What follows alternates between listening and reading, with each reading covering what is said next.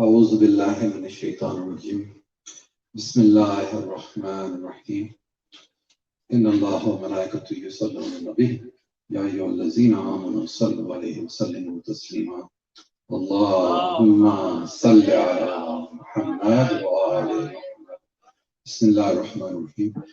Thank you very much for all attending this English lecture with HYC Muharram.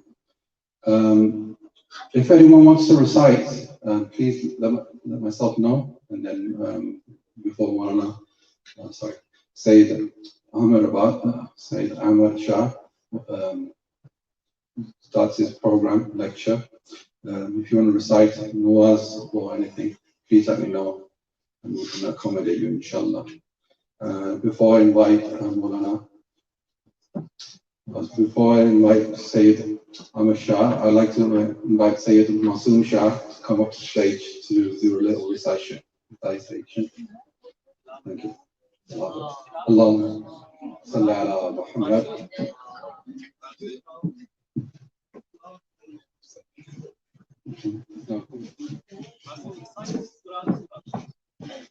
محمد وآل محمد لهم صلوات. اللهم صل على محمد وآل محمد.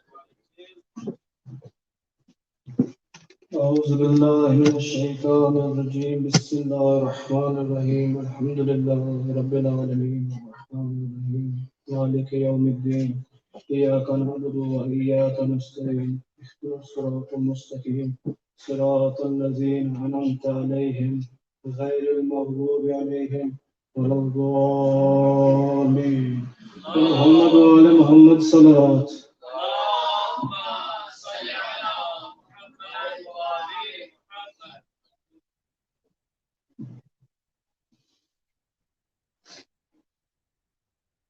मेरा हुसैन बार-ए-नबूवत का फूल है,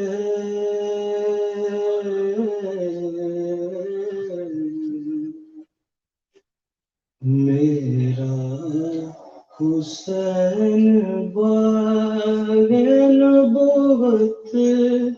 का फूल है,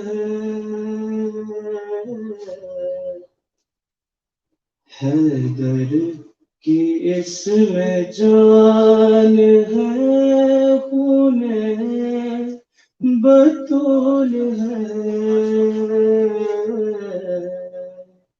मेरा हुसैन बार-ए-नबूवत का फूल है, गुजरा जहाँ जहाँ से नवासा रसूल का, गुजरा जहाँ जहाँ से नवासा रसूल का, अब तक वहाँ खुदा के करम का नुज़ूल है,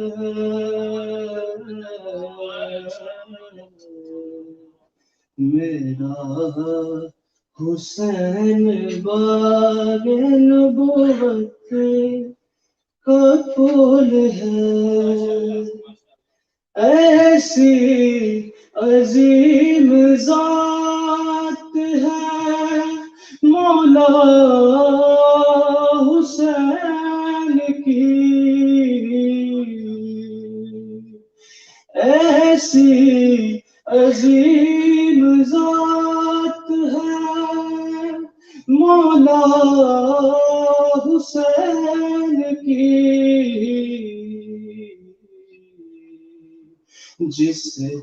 जिसके लिए हुजूर के सजदों में तूल है,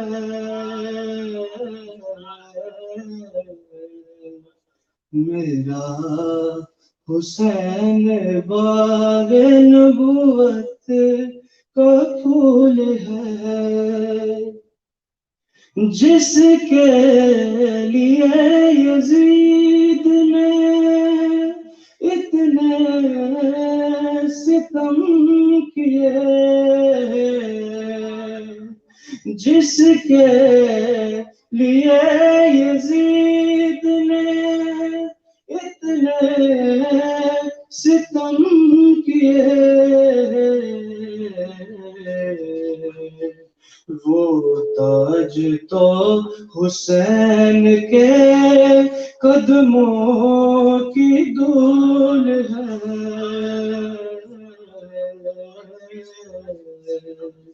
मेरा हुसैन बाग नबूवत का फूल है। दुनिया में और कौन है शबीर के सिवा,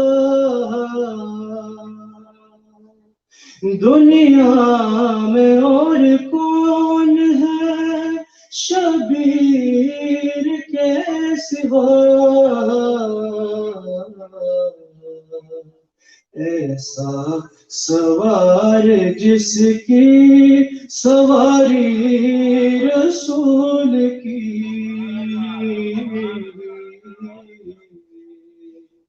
मेरा हुसैन बाग नबूवत का फूल है।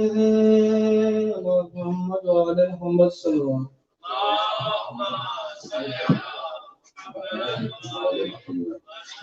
Jazakallah. That was Syed Ahmer Shah. I'd like to welcome Syed Ahmer Shah to the stage now, reciting tonight's lecture with a loud salawat. Allah.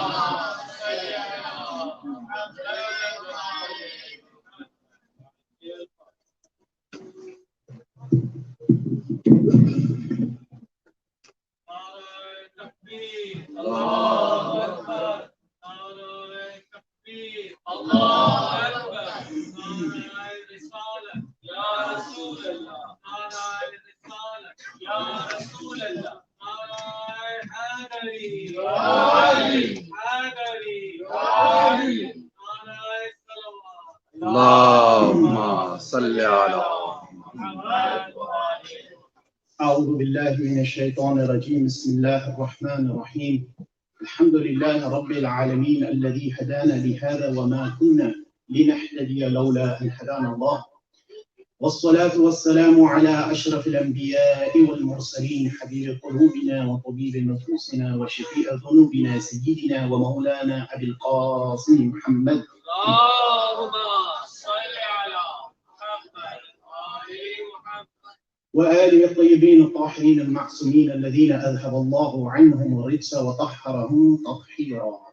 اللهم صل على محمد وآل محمد. ولعنة الله دائما على أعدائهم أجمعين. أما بعد، فقد قال الله سبحانه وتعالى في القرآن الكريم: بسم الله الرحمن الرحيم، فذلكم الله ربكم الحق، فماذا بعد الحق إلا الضلال. صدق الله العلي العظيم. Amma ba'du, assalamu alaikum, dear brothers and sisters, wa rahmatullahi wa barakatuh. As we have started the first night of this blessed month of Muharram with an introduction to the Islamic worldview and how Islam sees the world, in terms of the fact that there is a reality out there, and that reality, the Quran tells us, is God, Allah subhanahu wa ta'ala. There are truths out there, and that truth is related to us by messengers that God has sent. And that there is an afterlife, that we will be asked when we die about all of our actions. We will be asked about the good we did. And as the Quran says, هَلْ جَزَاءُ الْإِحْسَانِ إِلَّا الْإِحْسَانِ. And as the Quran also says, وَمَنْ يَعْمَلْ مِثْقَالَ ذَرَّةٍ خَيْرًا يَرَهُ وَمَنْ يَعْمَلْ مِثْقَالَ ذَرَّةٍ شَرًّا يَرَهُ. Whoever does an atom's worth of good, will see it in the afterlife. And whoever does an atom's worth of bad will see it in the afterlife. Now, on this journey of life, we are moving in this world towards some sort of end. We are seeking some sort of truth. We are seeking some sort of meaning. As I recited in this verse of the Quran from Surah Yunus, verse 32, Allah subhanahu wa ta'ala says, فَذَلِكُمُ اللَّهُ رَبَّكُمْ الْحَقُّ. That is your Lord, your cherisher, your sustainer, the one who brings you up. He's Al-Haqq. فَمَاذَا بَعْدَ الْحَقِّ إِلَّا الضَّلَالِ. What is there beyond truth except pure misguidance? Now, in the world view, in the view of the Quran and how the Quran wants us to see the world, the Quran wants us to see the world in light of Allah subhanahu wa ta'ala. And this is how the Imams have introduced this search for meaning. Because one of the key functions of prophets and Imams is to guide us, right? That is why they are there for. Allah subhanahu wa ta'ala sent the prophets with a sharia, with a code, some of them, and with books. Why? To guide human beings. Similarly, Allah subhanahu wa ta'ala, according to our belief system, has made individuals imams as guides. As the Quran says that we have given every وَلِكُلِّ قَوْمٍ هَادٍ, that we have given every nation, every tribe some sort of guide. And we see this that when we read the books of theology and aqidah, we see that there are sciences and things that human beings manage to learn over history. I mean, something so mundane as wheat. Who taught people that this crop will yield bread and yield food for you? And there's other things, these various sort of sciences and pieces of knowledge that have revolutionized humanity and taken them forward many steps and advanced them. We say al-hikmatu min mishkati nabuwah, that knowledge and wisdom comes from the niche of prophethood. And this wisdom and knowledge then is obviously passed on by the prophets to guide us. And the Imams are there to secure this guidance. They are there to secure you on the path towards Allah subhanahu wa ta'ala. And thereby we need to realize that sometimes what is not intended is the worship of a prophet or an imam, but what is intended to take these as wasa'il, as means and intermediaries towards the ultimate truth. And that is Allah subhanahu wa ta'ala. But the topic of today's discussion, as I say, is truth and meaning. What are the principles of truth? What are the principles of meaning? You see, we hear the word truth, but we never actually focus on it. We talk about we're on the haqq and truth, and this word is used a hell of a lot, but we never actually focus on what is truth. And you can only know truth, of course, and a lot of things, you know things by their opposites. And the opposite of truth is falsehood. And I want to relate this parable to you, so we can try and bring this whole idea of truth home and the idea of falsehood. Now, there were two individuals, twin brothers, who stood by a river. One of the individuals was called Truth, and the other one was called Lie. Now, Lie said to his twin brother that there was a river ahead of them, that we will have a race and I will beat you. So Lie says to Truth, his twin brother, that I will beat you in this race, and he agreed to it. Now, he set the conditions that we must remove all our clothes. Lie must remove his clothes, and Truth must also remove his clothes. So he agreed to it.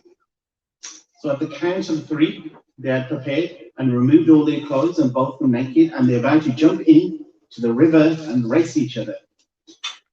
Now, 1, 2, 3, and Truth jumps in and starts swimming very fast. Guess what Lie does? Lie doesn't jump in. Lie decides not to jump into the river, and he tricks his twin brother Truth into swimming. Now Lie decides to wear Truth's clothes. So he is now wearing the clothes of Truth, and he heads back into the town. And because they're twin brothers, by the way, they look absolutely the same. Lie is now wearing Truth's clothes. Everybody sees Lie and wearing Truth's clothes, and they think he's Truth. So they're all accepting him, and he's parading around as Truth. Lie and Truth now comes out of the river. He's naked. There are no clothes. The only clothes that are there are Lie's. But he doesn't want to wear Lie's clothes because he is Truth. He's called Truth. He says, I don't really want to wear his clothes. So he decides to go back into the town. Twin brother of Lie, who's now wearing Truth's clothes, goes back into the town, and he is stark naked. And of course, being stark naked in open society is frowned upon, according to any moral opinion. I know things are reaching to that state, but still at the moment it's frowned upon. Anyhow, he reaches the town, and everyone's looking at Lie, totally shocked, aghast, that he's stark naked, and they start ridiculing him, start mocking him. He says, actually, no, I'm not Lie, I'm actually Truth, right? Basically, I'm Truth, and he's Lie, and he's wearing my clothes. Nobody accepts him. What's the moral of this story, if you have been following it? I know I've said Lie and Truth quite a lot there, but the moral of the story is that in society and in our daily lives, there are many truths which are dressed up as falsehood, but we fail to accept them. And there are many truths, there are many lies that are dressed up as falsehood. And there are many truths which are so stark, so open, so manifest, so clear, that we totally reject them and ridicule them and not accept them. Is this not the case in this day and age, where the idea of God, especially if you look at it in the Christian church, where they mock Jesus and make parodies and they make so many mockeries of God, and they have no respect for any sort of religion because they see it as the truth of God is so stark and so apparent. And that is just referring to God. There are many truths which sometimes, because of our personal reasons, we don't want to accept. And you've seen this in global media, where environmental tragedies, environmental issues are seen as, well, climate change is no, there is no such thing as climate change. It's dressed up as falsehood, right? So it's a truth which people suddenly make false. Like smoking causes effects to human bodies. This was not accepted for a very, very long time, because the power of the lobbyists for the tobacco companies was so strong. Those people who campaigned, because so much money was being made, they did not promote anything which showed that tobacco and cigarette smoking was harmful to health. They did not show anything. But then, and of course, they even got the odd scientists, the odd rare sort of here and there, to prove that, hang on, it doesn't cause any problems. For many years this went on. But then this truth came to the fore. When there was so much evidence, finally the governments had to yield, and even though it cost money, they yielded, or started to appreciate that it does cause problems. And you saw all the writing that came on the packets to say that smoking kills, smoking causes cancer, it causes so many other illnesses. So that is just a mundane example, but what I want to focus on is on a bigger picture. And the bigger picture is the idea of God as the ultimate reality. You know, when we say La ilaha illallah, what are we saying? The very first part of the kalima, of the shahada, of La ilaha illallah, is negation. We are saying there is no God, i.e. the falsehood. Everything is false. When we say no God, illallah, except Allah. So there is a negation when we are saying no. And then straight after, we are saying there is a God. This whole purpose of our existence is to search for that God. Is to search for Allah subhanahu wa ta'ala. And according to our Islamic tradition, and yes, every religious tradition has some method of searching for God. They prescribe some sort of religious practice, they prescribe meditation, they have a holy book, they have certain other features that all lead to somehow for you to unearth this and discover God. And of course in Islam, there's nothing, it's not too different as a religious system. We have a set of core beliefs, right? Core beliefs, which mean you have to accept, but you have to arrive at those beliefs by yourself. You can't say, somebody told me that. You can't just say, oh, I'm a Muslim because my mother and father told me to be. Otherwise, you'll be falling into the trap in which the Quran speaks about those people, inna wajadna aba'ana ala dinin. That we found our forefathers, we found our mother, our father, we found our grandparents upon a religion, and we just decided to follow that religion. You don't want to be falling into that trap. So we have these core beliefs which you have to arrive at by yourself. What do we call these core mu'taqadat or beliefs? Usuluddin, right? These are your usuluddin. And we know that there is no taqleed. Taqleed means imitation, taking the words of scholars or anybody who tells you follow this. Once you have ascertained that person is qualified to say it. In usuluddin, we have to ask the right questions, and we have to go on a search for meaning to find the answers. You can believe in it, you can accept it. Shahada is only by the tongue, right? But to reach the level of Iman, it takes a little bit more than that. And then we have the next aspect, which is the, shall we say, going from the universal, the major, the building blocks, the major foundations of the building, and moving on to the decoration of the building, the necessities, the water, the gas, the electric, etc. The foundations are your usuluddin. Your foundations are the tawheed, the nabuwah, the imamah, the ma'ad, the believing in the afterlife. And then you have the furu'uddin, which are, of course, your prayers, your fasting, and these things. And they are there to supplement and guide you towards the reality, towards God, towards Allah subhanahu wa ta'ala. And of course, they are also there to make you able to remove those things from your soul. They are like trials. Sometimes, a lot of the time, people pray, fast, do hajj, do all these things, they see them as chores. They do really see them as, these are very difficult things, we have to be focused, we have to be disciplined. And the reality is, yes, the beginning is hard, the end is sweet.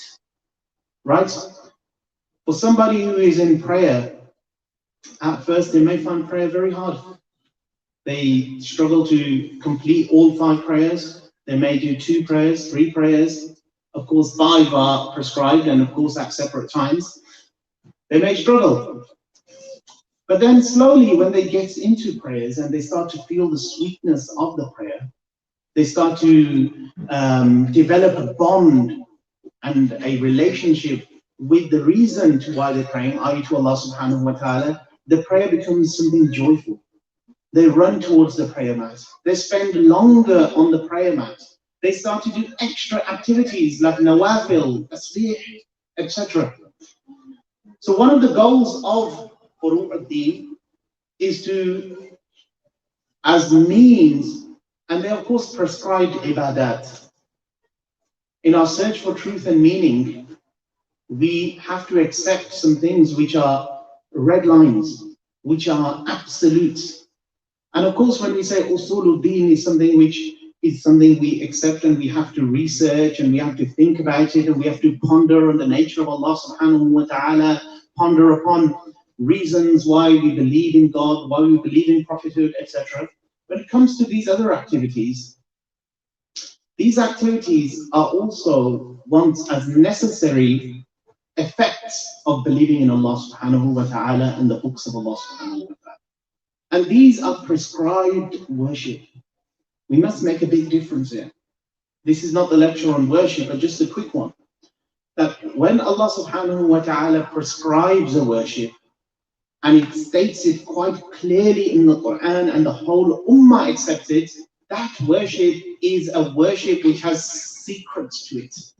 It has wisdom to it. It has something which guides you to truth and reality. And what is that? When it says, Allah subhanahu wa ta'ala says that pray, or when Allah subhanahu wa ta'ala alaykumus siyam, wa aqimus salat, right? Or when it says do hajj, when it says give charity, or when it says وَلِلَّهِ حِجُّ الْبَيْتِ مَنِ اسْتَطَاعَ إِلَيْهِ سَبِيلًا, whoever has the ability to do hajj. These are, and then we find the whole ummah does it, whether it's Shi'i, Sunni, others, they all agree on all these. They become necessities of your religion. And they're the red lines and prescriptions. These should never be confused with other activities, right? You shouldn't do more nawafil and you forget your wajibat. You shouldn't do more activities which are mustahab, right? Strictly speaking, legally, any activity, whether it's relating to, in the love of Ahlul Bayt, you decide to do so many activities, various other activities, all of these activities are part of the mustahabbat, right? So there must be clear distinctions as to what is prescribed at the minimum, and then what you as a believer, as a lover of the Ahlul Bayt, and a person who wants to develop their spirituality further, because spirituality and meaning and true connection with Allah subhanahu wa ta'ala cannot be determined purely just by the wajibat. They're just the bare minimum. So as I was saying, and the story I have mentioned about truth and finding meaning, one of the key aspects of truth is that you need some tools to go about searching for truth. As one individual said, that I live in error seeking truth. It's a very humble opinion, right?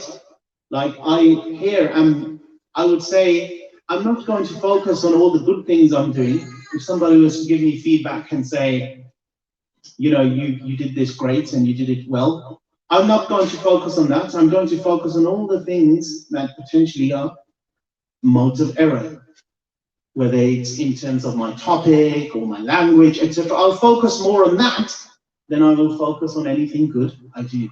And I think that is a very humble way of going about things. So that is one of the aspects of trying to find truth in your life, is that you must be humble towards it. And humility here comes from the fact that, hang on, there is a lot you don't know compared to what you do know. And when you think of it that way, that, hang on, there is so much more to know than I actually know. What you know is just a drop in the ocean. And you should not say, hang on, I've actually believed. I don't want to go into theories of truth because it will get very, very abstract. Abstract means your mental gymnastics. You need to wake up and start doing some mental gymnastics. And I think we sometimes struggle to do physical gymnastics. It's harder to get to the brain and start doing mental gymnastics. So humility is one of those major cornerstones of being a person who wants to find truth. In a tradition, Imam Ja'far as-Sadiq alayhi salam says that لو علم الناس كيف خلق الله الخلق لم يلوم أحد أحدا. That if human beings were to understand how Allah subhanahu wa ta'ala has created this creation, nobody would blame another person. Why? The Imam then continues to say that there are 99 or more pieces of Iman, right? And he's obviously referring to a certain context and a community, the Muslim community. Says there are 99 sahm, these portions of Iman is the word he uses. And then he goes on to say, there are some people that may have 20 portions, there are some people that may have 10 portions. And then he says something very important. He says that let not the person with 10 portions, say to the person who has 8 portions that I have more than you, and start blaming him and consider himself higher. لا يسقط من هو دونك فيسقطك من هو فوقك. That for that person who says that you have 8 portions and I have 10 portions of Iman, there will be a person above you who will have 12 portions. There will be a person who will have 14 portions. They'll have a portion who have 16 portions. In this hierarchy and in this understanding, it goes to show that be very, very humble. Imam Ja'far Sadiq is telling us that, hang on, you claim to have the ultimate and absolute truth, whereas in reality, as the Quran says, وَفَوْقَ كُلِّ ذِي عِلْمٍ عَلِيمٍ, that above every individual endowed with ilm, the ilm. Ajib, this verse of the Quran that I've just come into my mind, is that when Allah says the ilm, it's like there's a wall and you paint it black, you paint it green. The wall is the akhdar, i.e. green, right? The wall is the wall. You can paint it green, red. It's not actually in the wall, that color. You're painting it, you're adding things to it, right? Or like a human being, right? For example, you can put earrings on as a female, or as a male, you can wear a cap or something, or I don't know, anything. You're not possessing that thing essentially. For example, the wall does not possess the color essentially. You can paint it when you're decorating your house, you can decide to paint it blue another day, red another day. The wall is there, the wall is the wall. But all that is the. So here in this verse, Allah subhanahu wa ta'ala is telling us that all you possess is accidental knowledge, not real knowledge. It's just passing. Your knowledge is fickle. It's not real. It comes and goes. But above all those individuals, there is an alim whose knowledge is essential, whose knowledge is never changing, whose knowledge encompasses everything and anything. And that should also humble us. Now that is one aspect of truth, is humility to truth. The Prophet is said to have said that al-hikmatu dalatul mu'min haythu wajadaha fahuwa ahaqqu biha. That's wisdom. And I'm using some synonymous terms. Synonymous means when two words are or have sort of similar meaning. That he says that hikmah, wisdom is closely related to truth, is the lost property of a believer. A lost property of a believer. What does that mean? That wherever you find it, you are more deserving of that. As a believer, as somebody who has iman in the highest possible truth, and somebody who is striving to achieve that and has at least a mental image of it. I'm not talking about that iman on the level of where the imam talks about different levels of iman. I'm talking that just at least you have the image in your mind, a concept in your mind that there is one Allah subhanahu wa ta'ala, and He is the reality, and we must worship Him, and we must seek His guidance, we must seek His love, His mercy, and through that it gives us a sense of meaning in life and the ability to care for other human beings and be better human beings through Tawheed. In that regard, the Imam in this aspect is saying that Salawat.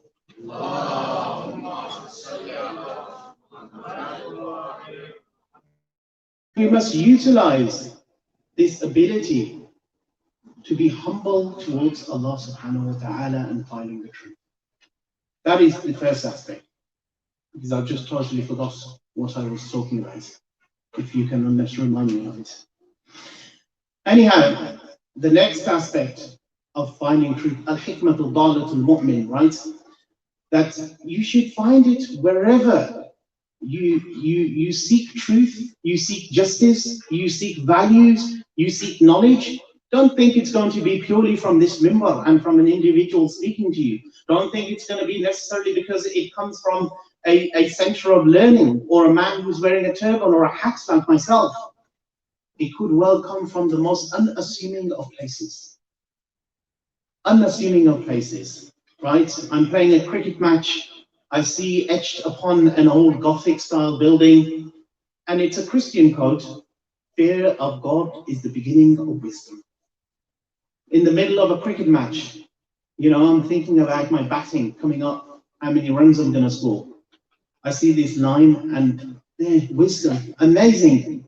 That fear of God is the beginning of wisdom. Indeed, fear of God is the beginning of wisdom. Why? Because when you see something, when you experience something, at first you have a fear of the unknown. You have a desire of it, and then you fear it. You're saying, I don't know about it. But in the Islamic tradition, and according when it comes to Allah subhanahu wa ta'ala, this fear is not a negative fear, it's a positive fear. The fear makes you desire it, makes you want to say, hang on, I'm not going to run away from this. I want to know it even more. And the fear then develops and develops and becomes khashiyah. It becomes awe. Fear turns into awe of Allah subhanahu wa ta'ala. إِنَّمَا يَخْشَى اللَّهُ مِنْ عِبَادِهِ الْعُلَمَاءِ. That the most fearing for those people who have the awe and reverence, that, you know, when you tremble in front of Allah, you know, when you go for a meeting, or if you're trying to present to a large number of people and you're not used to it, you may be trembling. Or if you're going to, the police stop you for some reason, speeding, which of course we shouldn't do, or doing anything very simple, the police stop. You start to feel this tremble because there's an authority before you. You fear the potential of retribution. I'm speeding, tickets going to be issued, I may be fined, etc., etc. You fear that to a certain extent. But when we talk about Allah subhanahu wa ta'ala, that sense of awe and reverence is greater. That fear must at first be greater.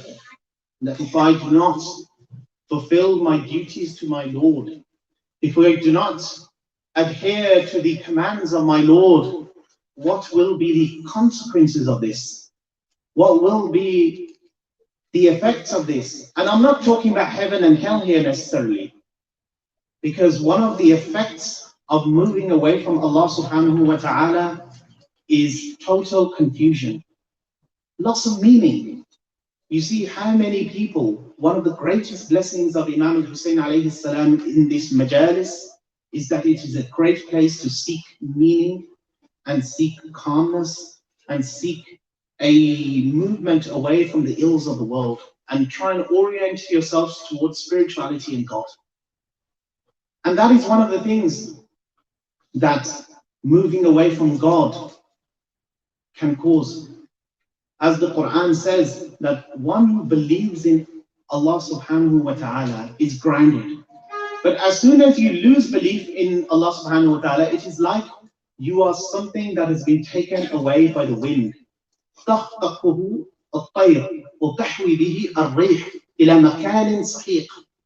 Quran says, that the person who loses that grounding, that deen hanif, as the Quran says also, فطرة الله التي فطر الناس عليها لا تبديل لخلق الله. It speaks about the fitrah, the deen hanif, that grounding in monotheism, in tawheed, relying on Allah subhanahu wa ta'ala continuously. When you break yourself from that bond, and of course you are only breaking that bond actually does not break, right? Getting closer to Allah subhanahu wa ta'ala does not mean you travel somewhere, or you have to clear something. When God says, I'm closer to you than your jugular vein. But breaking that bond, as the Quran says, it is like you are a bird, you are something that has been plucked by a bird in the sky, or the wind has blown you far away. That is how when you move away from Allah subhanahu wa ta'ala, you start to reach a realm of confusion, misguidance, loss of meaning. Similarly, the Quran says that, you know, when we are on a plane and the plane is starting to take a nosedive, turbulence takes place, we get very, very, very fearful. We feel this is going to be the end, and we start praying. You will see the atheist next to you suddenly clenching their hands and saying, oh Jesus, or whatever. You will feel all of them praying, and the Quran speaks about this. That لَمَّا رَكِبُوا فِي الْفُلْكِ, that when they go on this mountain, on this ship, and they said, دَعَوُا اللَّهُ مُخْلِصِينَ لَهُ الدِّينَ. They suddenly experience the turmoil of the waters, the waves, the stormy waters. They're about to be capsized and potentially shipwrecked and lose their lives. What does the Quran say? لَمَّا نَجَّاهُمْ, when Allah subhanahu, they call, in fact the verse before, دَعَوُا اللَّهُ مُخْلِصِينَ لَهُ الدِّينَ, means they call Allah subhanahu wa ta'ala with ikhlas. It's like suddenly they're feeling the mortality, the yaqeen is suddenly increasing, right? In this meaning, search for truth, we need to go from shak to yaqeen. And we go through levels, right? Shak, wahm, dhan, higher levels, a bit more probability, maybe this is true. And then finally we reach yaqeen. And I'll talk about that a little later. So when they are saved from that potential shipwreck and disaster and mortality that was facing them, and they reach the shoreline, إِذَا هُمْ يُشْرِكُونَ, they go back to shirk. The Quran says, so when they go on the boat and they find that they are in choppy waters, stormy waters, and they start calling out God with great ikhlas, with sincerity. But when they are saved, when they are brought back to calm waters, when they are brought back to the bank of peace and security, into their luxurious life, they suddenly forget God and they start committing shirk. And remember, shirk, as Hakim Luqman said to his kids, do not do shirk, to his son. إِنَّ الشِّرْكَ لَظُلْمٌ عَظِيمٌ, that shirk is the greatest of dhulm. And of course, shirk is not just saying that, oh, I worship this statue, or I worship this type of thing, or I decide to, and of course other sects will say, hang on, you're doing shirk by touching things and taking tabarruk, etc. Shirk has a lot of subtle meanings, and it really demands a separate lecture on the subtleties of shirk. Like the Imam says, shirk goes into the heart of an individual like a black ant on a black stone in the dark of the night. That is how easily shirk starts to go and pierce into your heart. And like I mentioned last time, and the hadith actually marries with this, is that hadith of Imam Ja'far al-Sadiq alayhi salam, who says, do not lower another person because you believe you have more iman, more faith, more knowledge, more truth, or some sort of idea of your truth, just because there might be somebody above you who has more knowledge, more truth, and more belief than you. And there will always be this consecutive thing. And similarly, in this regard, that when we talk about going back to Allah subhanahu wa ta'ala and being humble in the search for it, is that we should always strive to try and justify our beliefs, right? We should continue to always try and seek justification and knowledge and ascertain its truth value. What does that mean? When people ask you about the meaning of life, or why do you believe in God, why do you believe in the prophets, if you do not have any evidence, a shred of evidence or understanding of why you believe in it, then that belief is purely on the tongue. Allah subhanahu wa ta'ala has given you many faculties to determine the truth, right? We have that story of the Bedouin, where the Bedouin says, oh, I do only tawakkal ala Allah. I'll leave my camel to walk around. What did the Prophet say? إِعْقِلْهَا ثُمَّ تَوَكُّلْ. That, firstly tie it up, and then do tawakkul. We have the poet that says that regarding Musa alayhi salam, that when he went into Wadi Amin, Hushyar shu Syed Kidar Wadi Amin Be Asa Musa Nomi Ayat, that when Musa alayhi salam went into the Wadi Amin, as we see in the Quran, that when Moses came back and he came back into the valley, which was peaceful, secure, he felt comfortable, i.e. he went into his comfort zone, right? He did not let go of that staff, right? It's a metaphor to say that When you come into the world of Islam, the world of the Sharia, big circle, the next one you come into is the world of Shiism and the Wilayah of Ali ibn Abi Talib. That does not mean you get rid of your aql. That does not mean suddenly you say, my aql is on the side, I've got what I needed, I'm now saved. Continuously use your rational principles and apply them. Think.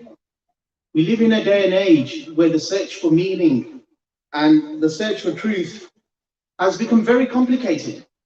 It's not as easy, right? Like I was mentioning yesterday, every human society, whether it was the earliest Neolithic pre-modern man to when written history started to begin with Egyptians, Phoenicians, Babylonians, Aztecs, Mayans, Aborigines, Inuits, Eskimos, the list goes on, all these pre-modern men and women, and we use that word generically, we of course always include the women when we say man, is that all of them had a belief in the supernatural. Whether they worshipped a totem and danced around it is a different story. Whether they worshipped the sun or they worshipped the moon or they always had an idea of we need to worship. We need to connect with something beyond our bodies. But this is the very first society in humankind that has formed a civilization with no need for religion and God. And this is secularism. This is the Western world that we are embedded in as Muslims, not as people who came here through, you know, when battles were fought, the Moors and the Muslims and the Umayyads went into Andalusia in southern Spain through battles, right? They took over and Andalusia became a great center of learning. Similarly, Vienna, etc., Constantinople, the Turks came and the Ottomans came and they pushed into Europe. And that was through battles, conquests. We live in a very, very different set of sort of conditions now where we've all come as immigrants. We've all come to Britain as immigrants and migrants to Britain and Europe or across the pond, America. We've all come as immigrants and we're building an understanding of Islam in these environments, right? First generation still hold on to their values from the subcontinent, Africa, Asia, wherever. Second generation, third generation, to when we will reach a certain point where suddenly there might be a generation that will not understand a word of Urdu. Not this generation, maybe the next generation. Of course, there'll be individuals who love the learning and will continue to learn about it, but generally speaking. So thereby, it is very, very necessary that we start to think about religion. And maybe not now, but the change will happen. This is the thing, it will just continue. Life continues. We die, people come, it just keeps moving. There's no going back. There's no reversal. Right? People who leave their villages in the subcontinent, go to a town, whether they live in a village in interior Punjab and go and live in a city like Lahore or somewhere, many of them never ever step foot in their village ever again. They've experienced the life of the suburbia and the urban life, and the village life no longer appeals to them as a place of opportunity and advancement and progression. Similarly here, it is necessary that critical thinking skills are given to the youth from a young age, and the mosques create those environments. And I see my time is nearly up now. So much to say because I wanted to actually talk about Hadith al-Haqiqah. That tradition of the Imam, where he starts to speak about the realities of Allah subhanahu wa ta'ala in such amazing, subtle depth that an average person cannot fathom it. Where the Imam speaks about truth, and this is unbelievable. It is actually mind-blowing when he starts to describe the realities. Kumail ibn Ziyad, who is known as his Sahib al-Sir, he's known as the individual who has the secrets of Imamat in his heart, right? Kumail, everyone knows Dua Khidr or Dua Kumail, which is taught to Kumail because the Imam saw that this individual is fit and he has the capacity to learn and to absorb. But when it comes, I want to just quickly, and then maybe tomorrow we'll go over hadith and haqiqah. But this is the truth that we want to find. This is the la ilah. We want to negate all gods, all falsity, and move towards truth. And truth is always about beauty. Truth is always about authenticity.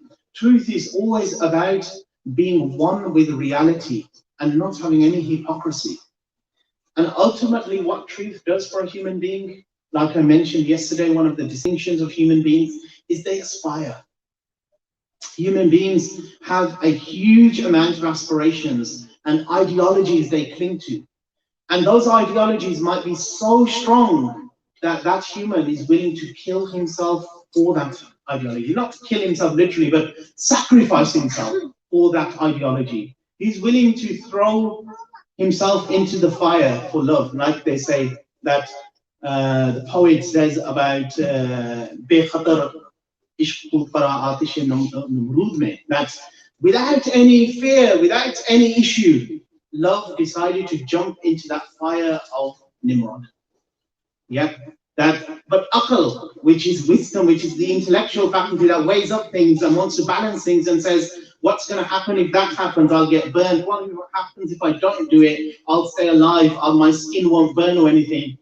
Suddenly, that desire for truth reaches such a level, such a peak, right, that the person is absolutely drunk by the truth. He has reached, like the Quran says, haqqul yaqeen. He's tasting it.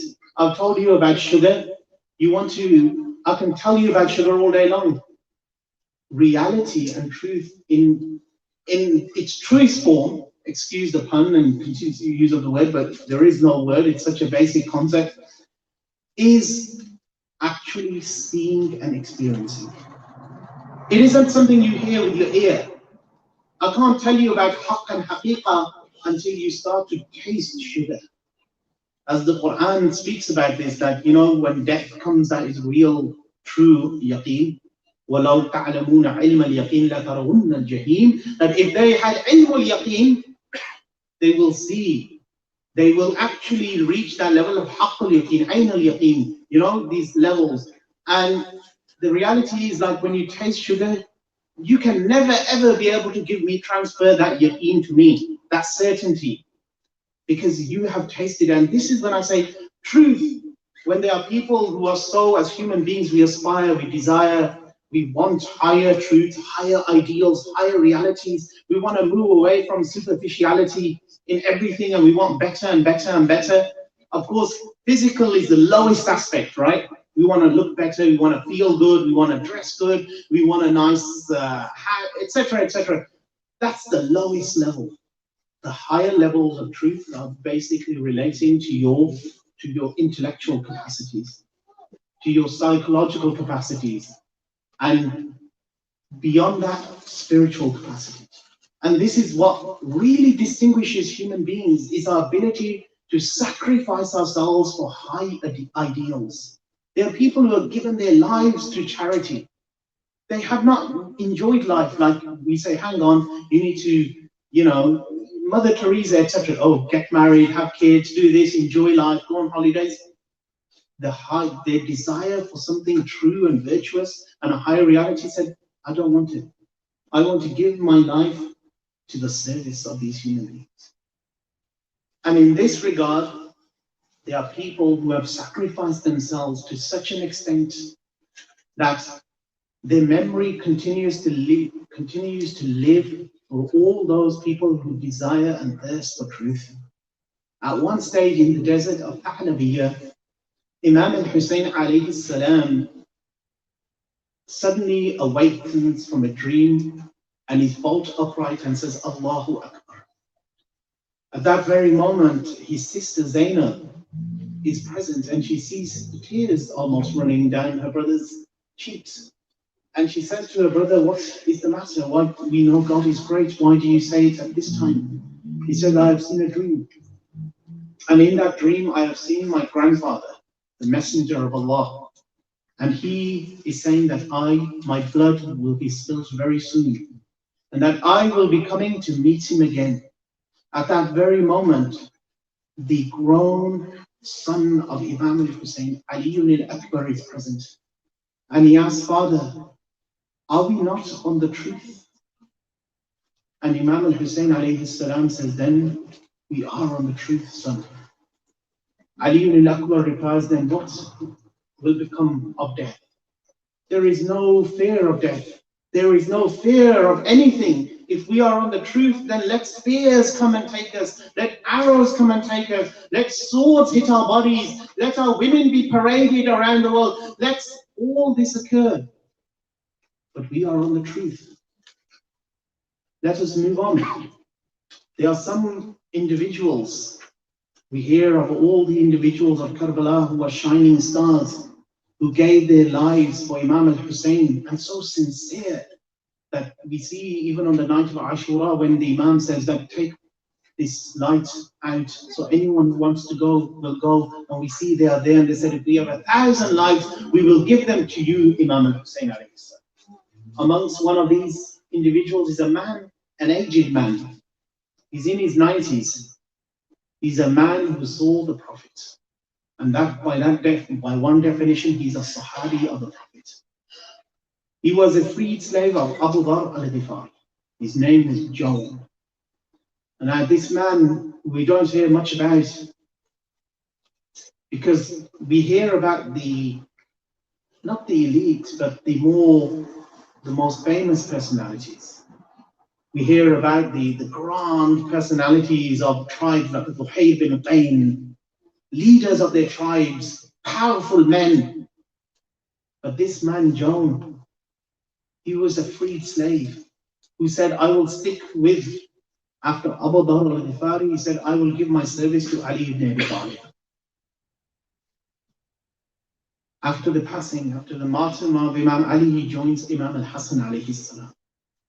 After Imam al-Hasan alayhi salam, John offers his services to Abu Abdullah al-Hussein alayhi salam. He is in the convoy to Karbala.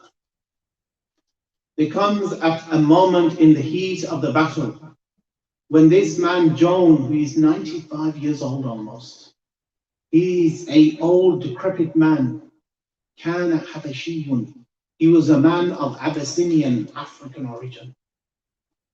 And the Imam here, who is the great king of the Quraysh, the Hashemite moon, the leader of the youth of paradise, the grandson of the Messenger of Allah, the son of Ali ibn Abi Talib and Fatima al-Zahra, Sayyidat al-Nisa al-Alameen. Here he is. This John approaches Imam al-Hussein alayhi salam. And he says to the Imam that, and he has tears in his eyes. He's weeping. He's saying, I know my blood cannot mix with your pure blood. I know my color is dark. And of course, we're talking in that context here, not this model. And he says, my color is dark. And I know that my lineage is poor. My lineage is of a slave. My color is dark. My skin has a funny odor. I'm a decrepit old man. I'm a freed slave. And you are the king of the Hashemites. You are the leader of the youth of paradise. Will my blood please give me permission that the Imam turns his. And the Imam actually has tears in his eyes. And he says, oh John, you gave great service to my father, my grandfather, my brother. You are a free man. Go, you be free. John insists. The Imam then kisses him and says, go to battle. What can this John do? He's 95 years old. He comes out barely able to walk and ride a steed. The enemy see him. The enemy says, how will we kill this person? How will we? One says, we will throw arrows at him, but they say no. We will throw rocks at John. So the body of John is now being pelted by rocks. This great servant of the master of the youth of paradise suddenly falls. He falls on the floor. He's bleeding. He's unconscious. Imam al-Hussein did not reach all his companions, just a handful. Apart from the Hashemites, he reaches the body of John. He takes it in his lap. And then the Imam says that, oh Joan, you have really given great service. Joan wakes and he says, I do not want to be your lap, oh Imam, my head, I do not deserve this, for you are the master. The head goes down, then it goes back out. The enemies are seeing this with a confused state. The Imam then looks at this and they are shocked by this great expression of love, humanity, compassion, and empathy from the leader of the youth of paradise. Imam al-Hussein gets his cheek. He puts his cheek on the cheeks of Joan and he says to Joan that, oh Joan, you are truly a free man today. You will be in the paradise. You will be amongst my grandfather, the messenger of Allah. And then you will have such a fragrance emanating from your body. Can you imagine this picture where you see this freed slave? You see Imam al-Hussein with his cheek on his cheek and he's praying for him. And the tears are rolling down the eyes of Imam al-Hussein. And it is said that after the looting of the tents and the trampling of the bodies, and when all this had occurred, there was a beautiful smell wafting on the land of Karbala. And that beautiful fragrance was none other than from the body of Joan, the freed slave of the Ahlul Bayt alayhi salam. Inna lillahi wa inna ilayhi raji'un. Ya Hussein, Ya Hussein, Ya Hussein, Ya Hussein, Ya Hussein, Ya Hussein, Ya Hussein, Ya Hussein, Ya Hussein, Ya Hussein, Ya Hussein. Ya Hussein, Ya Hussein, Ya Hussein, Ya Hussein, Ya Hussein, Ya Hussein, Ya Hussein. रिदा लगिया गाजी ते बैना बेरिदा हो गया रिदा लगिया गाजी ते बैना बेरिदा हो गया रिदा लगिया गाजी ते बैना बेरिदा हो गया रिदा लगिया गाजी ते बैना बेरिदा हो गया तेरी लाश तो अलमा वाले वीरना की मैं जुदा हो गया बेरिदा हो गया रिदा लगिया गाजी ते बेरिदा हो गया रिदा लगिया गाजी ते बेरिदा हो गया तू लड़ने दे लई पाबंद सजीवे असिरों दे लई पाबंद वीरना तेरी मक्तल दा दे हाय विचों पाके रस्सियां कैदना बेखता हो गया रिदा लगिया गाजी ते बैना बेरिदा हो गया जिना बाबा दे उते सानू मान सी बरे ओ बाबा तेरिया रह गई है वीरना तू नहर दे जाके सम गया पर्देदारां बे आसरा हो गया पितावा लगिया गाजी ते बैना बेरिदा हो गया रिदा वाला गया गाजी ते बैना बेरिदा हो गया तेरी लाश तो अल्मा वाले वीरना की मैं जुदा हो गया पिता वाला गया गाजी ते बैना बेरिदा हो गया मोहम्मद वाले मोहम्मद सल्लल्लाहु अलैहि वसल्लम اللهم كن لوليك الحجة ابن الحسن صلواتك عليه وعلى آبائه في هذه الساعة وفي كل ساعة وليا وحافظا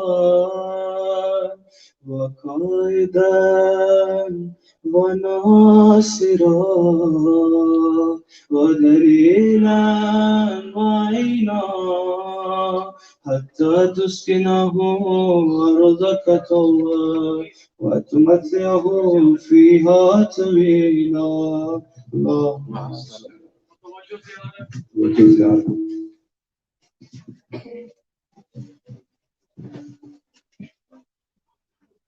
السلام عليك يا رسول الله السلام عليك يا أمير المؤمنين السلام عليك يا فاطمة الزهراء السلام عليك يا خديجة الكبرى السلام عليك يا حسن المجتبى السلام عليك يا أبا عبد الله الحسين السلام عليك يا علي بن الحسين السلام عليك يا محمد بن علي السلام عليك يا جعفر بن محمد السلام عليك يا موسى بن جعفر السلام عليك يا علي بن موسى السلام عليك يا محمد بن علي السلام عليك يا علي بن محمد السلام عليك يا حسن بن علي